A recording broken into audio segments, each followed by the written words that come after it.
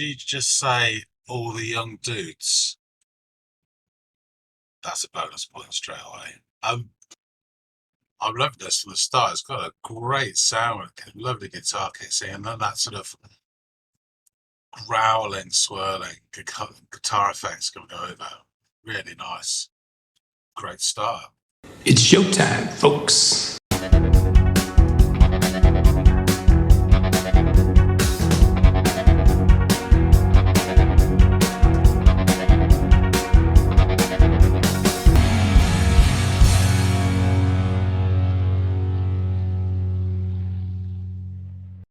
Hello, good evening, and welcome to another episode of Into the Music. My name is John.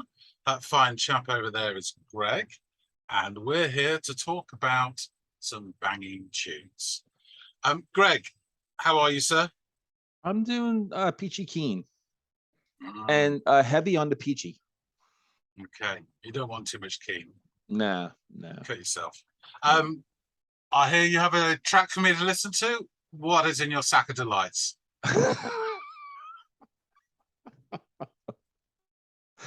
Well, in my sack, I got. I knew that would get you going. Yeah, the schoolboy in you couldn't resist. It has been actually identified as being delightful. That was years ago. I don't know now, but anyway, I digress. So, in my sack of delights is a song called Roxy. And it's by a band called Concrete Blonde. So I worry that you know the song because I'm pretty sure you know the band name. What? Concrete Blonde, you say? Yeah. I do know the band. But it's weird you say that because back in the day, we used to, me and some of my friends, we used to buy records based just on the record label. Mm-hmm. And the early 90s, I was really into, and late 80s, I was really into REM. And they were an IRS label. And so was Concrete Blonde. And my mate bought it. And I remember seeing the album, I can't remember which album it was called around all the time, but I don't think I ever listened to it. So I can't think of any of their songs. So I'm pretty sure I haven't heard it. Yeah, because, they were pretty big in the 90s. And they had, it was like known as gothic rock. And I can never really get into them that much, except this one song. I love it. And there's another reason why I want you to hear it as well. So go check it out. So you haven't heard the song? I'm pretty sure I haven't. No. Okay. So go check it out. Roxy by Concrete Blonde. Okay, will do. Thank you.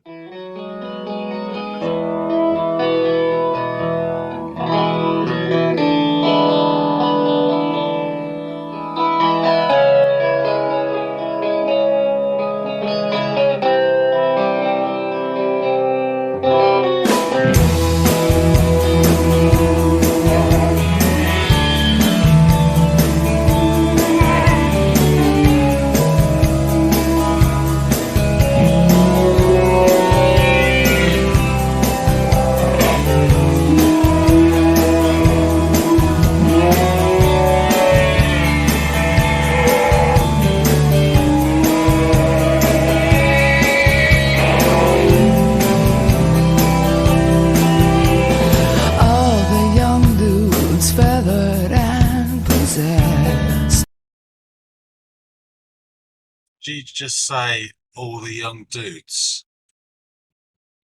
That's a bonus point straight away. I've loved this from the start. It's got a great sound, lovely guitar kicking, and then that sort of growling, swirling guitar effects coming over.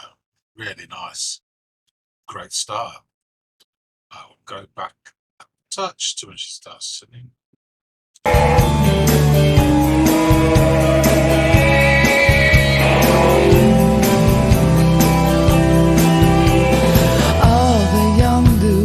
Feathered and possessed, a sparkling sequin mess, so special and so eloquent, heaven sent. What I meant to say is, of all the sounds I hear, with my humble human ear are as delicious or nutritious. Oh, Roxy, you're my Maggie May, more beautiful tonight than you ever were back in the day. Oh, Roxy, your golden voice make a beautiful noise. After all these years, you still bring tears to my eyes. Sounds from space. But I just heard a few things in the lyrics there. So, and the chorus said, "You're my Maggie May," and it's kind of back in the day, and there's beautiful sounds. I wonder if this is like a tribute to the early glam rock sound. I mean, Roxy makes me think of Roxy music as well. I'm probably wrong, but if not, if it is, then that's really cool. And it sounds great. Her voice is lovely. That's just sounds really good. Face were never heard, or a perfect turn of word. Like a whirlwind, you blow in again. All the songs have been in my head and my heart for so long. It's like listening to a kiss. You'll never know just how much we missed. Oh, Roxy, you're my Maggie May, more beautiful tonight than you ever were back in the day. Oh, Roxy, your golden voice make a beautiful noise. After all these years, you still bring tears to my eyes.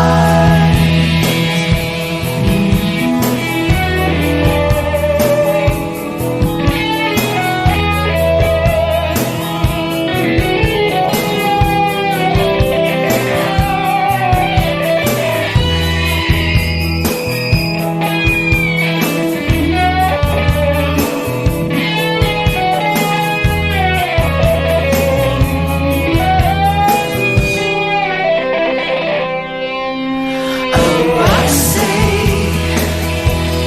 you're my Maggie May, more beautiful tonight than you ever were back in the day. Oh, Roxy, your golden voice make a beautiful noise. After all these years, you still bring tears to my eyes. You're my Maggie May,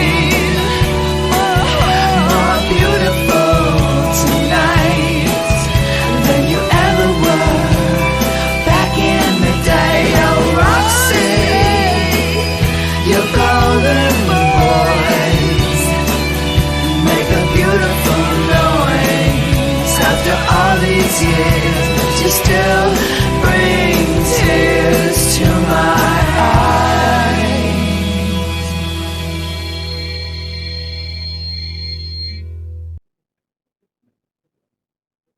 I'm ready for that to end. Yeah, unless I'm wildly wrong, this is a real love song to that early 70s sound. And it's really, really good. Even the guitar solo sounded a bit sort of Mick Ronson-esque. Really well done. Slightly sounding 70s, but with a proper contemporary feel as well. Yeah. Thumbs up. Back to Greg. Hey, Do you mind? I was sleeping there. No, I wasn't. That's a horrible thing to say. I know. I'm like, oh well. This is gonna be a short episode. So Concrete Blonde. I hadn't heard the song before. I have to say, straight off the bat, great start. I was sold within about 20 seconds. Mm, A really nice strumming guitar, and then the beat kicks in. Really good beat. right. And then over the top, you've got those growling guitar sounds sort of drifting in and out, just sort of howls, really, really nice. Yeah. And then she starts singing. She's got a lovely voice. It's low but powerful. And then later, I mean, for the verses, and when she hits the chorus, it's double tracked with a higher voice, which I don't know if it's her again or somebody else. That's But her. again, those work together really well. Yeah. So yeah, overall, I really enjoyed the song. A few things kicked off while I was listening to it, and I may be totally wrong here. I hope I'm not. But I see it. It sounds to me from some of the lyrics, what she's saying, that it's almost like a love song to 70s glam music. There's loads of references in there. I mean, the first line is all the young dudes. All the young dudes, right? And it would Yeah. make you think that it's really across the board kind of thing, like a broad stroke Yeah, of yeah. 70s. Because I mean, Roxy makes me think of Roxy Music. Then she mentions in the chorus about "You're my Maggie May" or something, which again is another one. Right. And then some of the lyrics, I didn't catch them all, but I did nip some down. She said like back in the day about some sounds, and the golden voice still brings tears. All the songs have been in my heart, my head for so long. I mean, it's a real harking back to that sort of time, and how Right. much obviously means to her. I thought it was just lovely. It really was. And even the guitar solo, which you kind of, song's quite formulaic, there's nothing wrong with that, but you Right. kind of expect, verse, chorus, break, guitar solo. Yeah. And, this is what you're expecting, and, it's great. But even the guitar solo sounded to my ears, and I don't know if it's because I'd already been sold on this idea, but it sounded a bit Mick Ronson-like. I think that, really yeah. did. Yes. I know. Yeah. Well, Phil Manzara too. I think Yeah. there's a real Phil Manzara type of sound to the guitar too. I think there's a couple of things, and just kind of what you're touching on, because I'm sure you have some more to talk about the music, maybe, but just to what you're saying, what it might be about. It really is about Roxy Music. It's her love for that band and their music, but the way she dresses up the song in the lyrics, all the young dudes, as you said, you're my Maggie May, definitely thrown out lines there that it's also sort of an ode to the 70s, like a nod of appreciation that Roxy Music came from the 70s, and that was an amazing era for them, for her. But it really does pertain to Roxy Music. Just the lyrics here, all the young dudes, feathered and possessed, right? So think about, Roxy Music, that band, especially in the early days, and Brian Eno and the feathers and just all the, glitzy and glamour and all like that, and how they looked, sparkle and sequin mess, so special and eloquent, heaven sent. What I meant to say is, of all the sounds I hear with my humble human ear, none are as delicious or nutritious. And then that chorus, oh Roxy, which I love. I mean, that to me, that's just it's so like contagious, infectious, or whatever. I just love that. You're my Maggie May, more beautiful tonight than you ever were back in the day. So I think she's clever again by sort of another ode, sort of nod appreciation to the 70s. But there she's being clever too, because what she's really saying in her appreciation of Roxy Music, is that she's probably saying that there's some nights where I need you. I need your music. Your music, makes me wholesome, makes me happy, that, contrary to that line in Maggie May, where it's like the morning sun, when it's in your face, really shows your age. Yeah. Right. And really what Rod Stewart is saying there, that, in the daytime, I'm seeing all the imperfections, but, that's probably because the night before, Maggie was beautiful to him. And what she's saying is that, I'm not saying that she thinks that Roxy music, played in the afternoon is like, but what she's saying is that, when she needs that band, that music at night, it's just beautiful, so I think she's trying to like play on words, trying to be clever there, so yeah, I just and also loving Roxy music, especially in the last year or so with this channel, Yeah. really gravitating to their early sound. I definitely had known some of their early stuff, but with this channel, um Mother of Pearl, I mean, Yeah. holy crap. I mean, that does go down as one of my top songs of all time. And I just discovered that like in the last Yeah. year and a half. So so Yeah. to hear this song, I knew this song, but then like when I listened to it just recently, I'm like I made the connection saying, oh my God, she's singing about Roxy music, and it's like, yeah, it just kind of elevated over the last year or so as one of my favorite songs, this one. I think what you said actually rings true to me as well. I mean, I kind of knew Roxy music, all the hits and stuff. Yeah. But again, it was you and Chris doing Mother of Pearl that made me dive into the early stuff. And it's just, Yeah. and then from there, Eno as well, But yeah, I mean, the song itself, I haven't got too much more to say. It's just a delight. And the melody as well is killer. And as you say, it's really hooky. It catches you and stays with you. I'm still here ringing in my head now. But that idea that you just said about the sort of, when she needs them and everything, sort of, I find it hard to sort of disconnect that early Roxy music with Bowie. I know Eno was playing with him stuff, and obviously had a long relationship with him. Yeah. And the stuff with the feathers and sequins, I mean, that was Bowie. He brought that to everyone. And it's interesting you say that, because I mean, when I say we, me and my mates, when we were sort of 12, 13, got into Bowie, you start with, Starman and Space Oddity, and then you sort of get more and more. But if we go away and come back and meet up, we'd whack on Ziggy Stardust and stuff like that, and it'd be a group experience. So we discovered the music, but back then you didn't have Tinternet and all this sort of stuff, and MTV was still kind of in its infancy.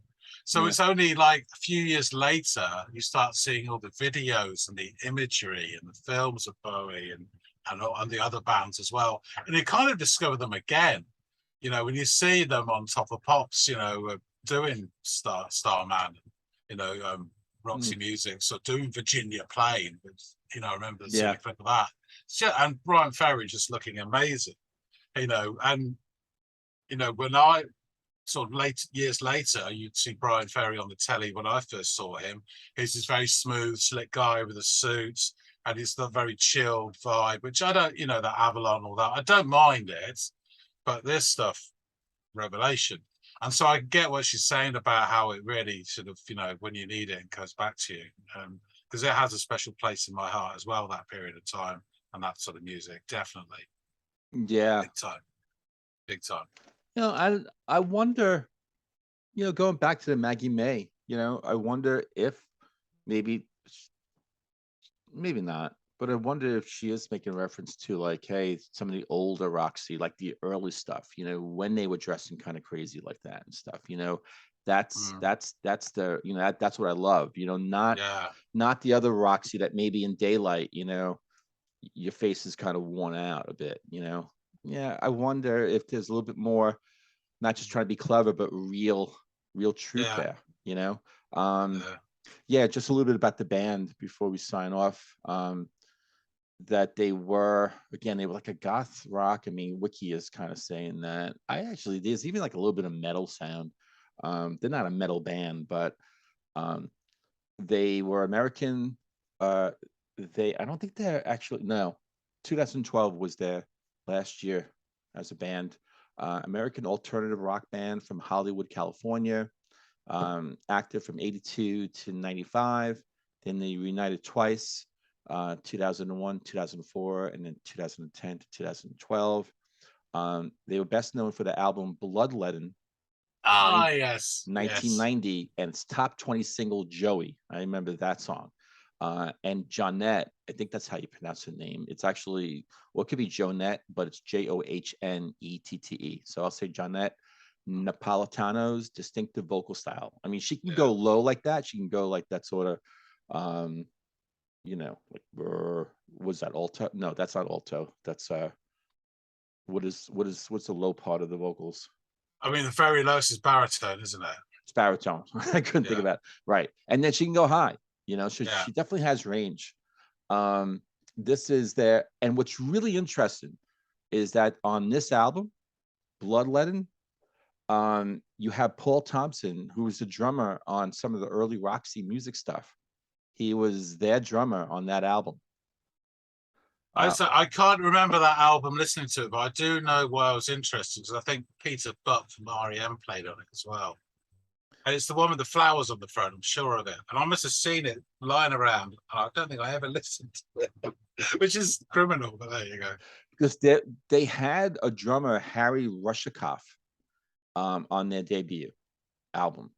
And then on the Bloodletting album, which was their third album, Paul Thompson from Roxy Music. That's so cool that they got him. Yeah. Replaced Rushikoff. Yeah. And then Walking in London sort of returned to Rushikoff. But then because Thompson had immigration problems, but then Mexican Moon 93, Thompson got back on to the album. So it was like a sort of, on off. Yeah. But it's really interesting how, from that band, and then years later, 2002, this sixth album from Concrete Blonde, which is Group Therapy, 2002.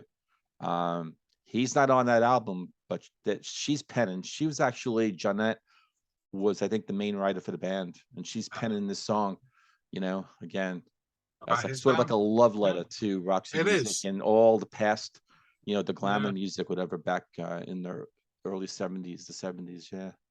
Yeah, it's cool. Yeah, it is. Good. I'm glad you liked it, man. Yeah, I really enjoyed it. I will take us out. I'm glad you liked it. Otherwise, I'd be trying to take you out. But but maybe next time when you don't like. Many have tried. Many have tried. Many have tried. Keep trying, as my mother kept saying. Just keep at it. It'll happen at some point. John's like, this is the last time we're getting on. I'm ending this relationship. No more into the music. I hope not. And I hope that everyone out there who is watching this reaction episode, that you're going to come back again. We really want you to.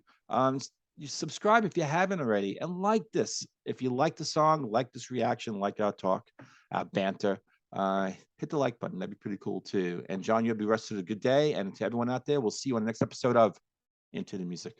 See ya.